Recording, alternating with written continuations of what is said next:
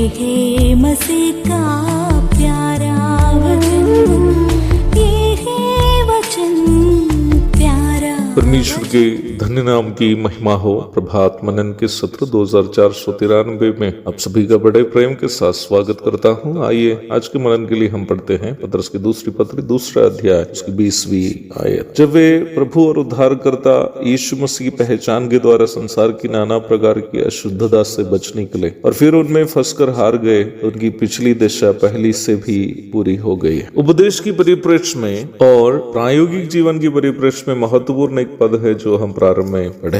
यह पतरस न केवल झूठे शिक्षकों के बारे में बल्कि झूठे शिक्षकों के द्वारा फंसाए जाने वाले लोगों के बारे में भी एक महत्वपूर्ण बात कह रहा है। ये ऐसे लोग हैं जो यीशु मसीह की पहचान प्राप्त करने के द्वारा संसार के कई बुराइयों से अलग हो गए, परंतु अवसर मिलने के अनुसार पुनः उन पापों में फंस जाते हैं। यह उपयोग किया गया यीशु मसीह की पहचान करके प्रयोग के लिए अंग्रेजी बाइबल में the knowledge of the Lord करके अनुवाद किया, अर्थात प्रभु का ज्ञान। ये लोग प्रभु का ज्ञान प्राप्त किए हुए लोग हैं। हो सकता है बाइबल कॉलेज आदि में पढ़ाई करने के द्वारा बाइबल के बारे में या यीशु मसीह के बारे में गहरा ज्ञान प्राप्त किया हो, या मसीही परिवार में जन्म लेकर एक मसीही भूमिका में पले बढ़ने के कारण बाइबल और यीशु मसीह के बारे में बहुत ज्यादा ज्ञान प्राप्त किया हो। इतना ज्ञान पाने के बावजूद भी ये पाप में बार बार गिर जाते हैं। समान प्रकार की एक पद हम इब्रानी 10 की 26 एवं 27 में भी देखते हैं। क्योंकि सच्चाई की पहचान प्राप्त करने के बाद यदि हम जानबूझकर पाप करते रहें तो पापों के लिए फिर कोई बलिदान बाकी नहीं। हाँ, दंड का एक भयानक बाट जोहना और आग का ज्वलन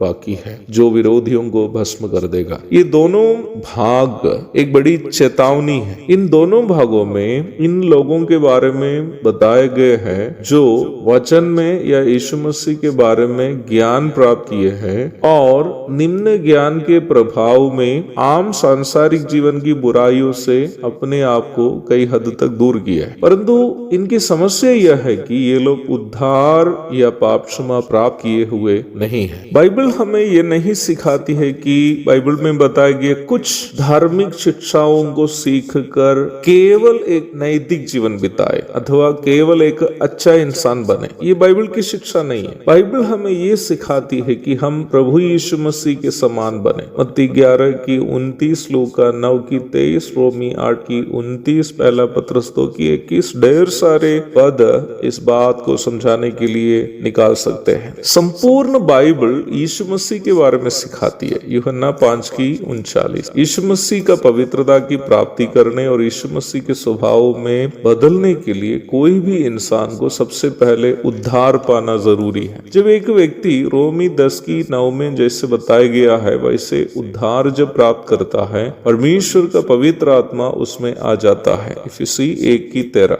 और यह पवित्र आत्मा ही है व्यक्ति को यीशु मसीह के समान बदलता है। रोमी 8 की 23, दूसरा गुर्दी 5 की 4 और 5। बिना उद्धार पाए हम कितने भी वचन में ज्ञानी हो जाए या अपने जीवन के कुछ बुरे स्वभावों को दूर करे, हम कभी भी परमेश्वर की धार्मिकता और स्वर्ग प्राप्ति नहीं कर पाएंगे। यीशु मसीह को उद्धारकर्ता के रूप में हृदय में विश्वास करने से हमें परमेश्वर की धार्मिकता मिल जाती है और परमेश्वर से मेल प्राप्त हो जाता है। रोमी 5 की 1, 10 की 10। मुंह से यीशु मसीह को प्रभु के रूप में अंगीकार करने से, अर्थात यीशु मसीह मेरे एकमात्र परमेश्वर और प्रभु है करके अंगीकार करने से पाप का दंड से छुटकारा अर्थात नरक से मुक्ति प्राप्त हो जाता है। रोमी 8 की 1, 10 की 10। ये दोनों कार्य किए बिना हम कितने भी ज्ञानी बन जाए या कितने भी सेवा करे या आराधना करे, हमें कोई फायदा नहीं है। हमें ना परमेश्वर के साथ संबंध है, ना हम स्वर्ग जाएंगे। झूठे शिक्षकों के द्वारा भोले भाले लोगों के साथ करने वाली सबसे बड़ी धोखाधड़ी यह है कि वे स्वयं भी उद्धार पाए हुए नहीं हैं और उनके पीछे चलने वालों को भी उद्धार पाने से वे वंचित कर देते हैं। इस प्रकार जिसके भी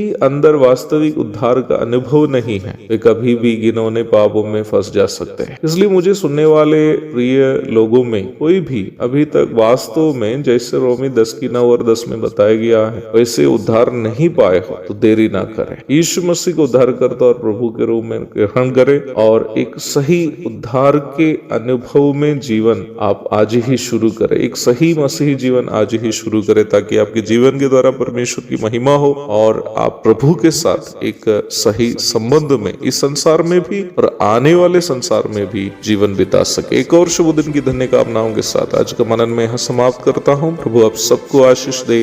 आमीन।